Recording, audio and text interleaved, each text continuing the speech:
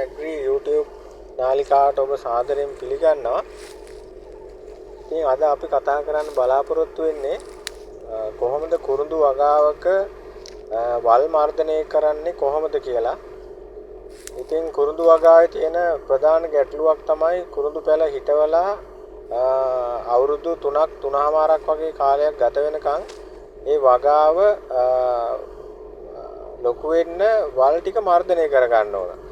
ඉතින් මුල් කාලේදී නම් උදුළු ගන්න වෙනවා කොහොමත් මාස 7-8ක් වගේ යනකම්. ඊට පස්සේ අපි කරන්නේ වල් කපන මැෂින් එකෙන් වල් ටික කපනවා. ඒත් එක්කම පැලවෙලා තියෙන මාණන් වගේ දේවල් අපි උදැල්ලෙන් ගලවලා අයින් කරනවා.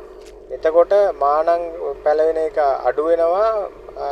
අනිත් වල් ටික අපි මැෂින් එකෙන්ම වල් කපන මැෂින් එකෙන් කපන එක තමයි කරන්නේ.